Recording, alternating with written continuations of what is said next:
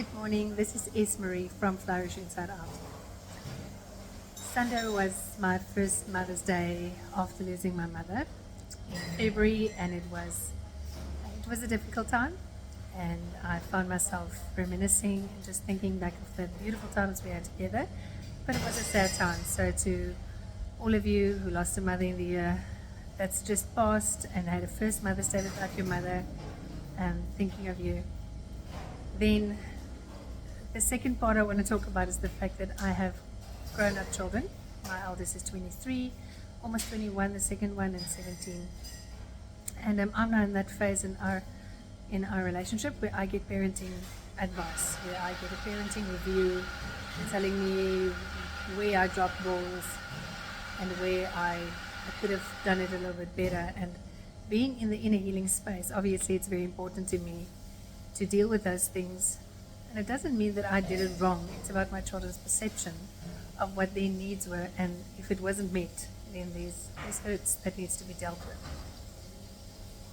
And one of these categories that we dealt with is the fact that they were not necessarily emotionally carried in the times when I was still going through my own healing.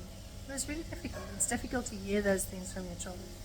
It's difficult to hear that you did not support them in the ways that you really focused on supporting them. And the feedback that I got was, don't worry, Mum, maybe it wasn't such a big priority for you.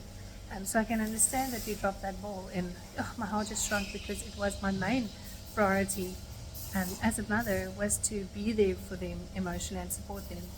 The fact is, you're going to drop balls. You're going to get it wrong. You're not going to be able to necessarily provide your children's emotional needs and everything that they need, because their love languages are different, personalities are different. You're going to try your best with one child and maybe miss it with another. That is unfortunately just the way it's going to be. If you have more than one child, the one's going to think that you favor the other one, and that's just part of parenting. I was a child, I thought those things myself. And as I took this to the Lord, I said, Lord, just give some reprieve for my heart. How do we go forward? How do we fix this? And he took me to 2 Chronicles 26, and that is the story of King Hosea. And he was, I don't know if that's pronounced correctly, and he was 16 when he became king, and he reigned for 52 years, something incredible.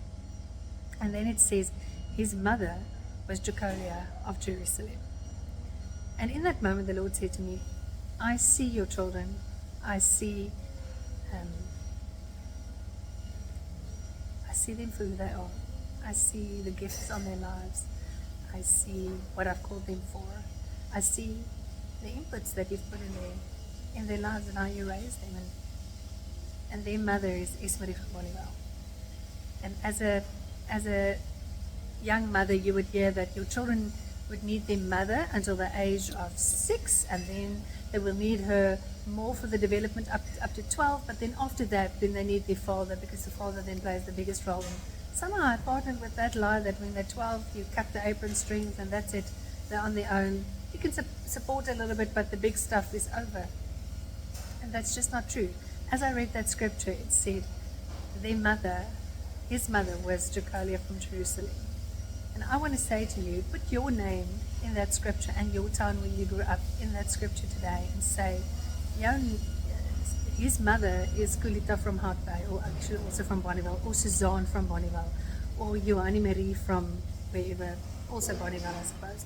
That's my sisters and my sister-in-law. And put your name in there and say, God entrusted these children to you, and He knows who their mother is. He knows. He gave them to you specifically to call out their kingship. And obviously, parenthood is not a popularity contest, so there's things my kids are going to think that I did wrong, but I look back at and think I'm quite chuffed with that. I'm quite happy with the fact that it turned out that way, because that's what I trusted the Lord for. But in our brokenness, trying to heal ourselves, we raised children, and by the time we realized that we were broken, we already imparted some of that to them. So trust the Lord for the healing. He can heal retrospectively. He can heal into the past. Bring it to Him, trust Him.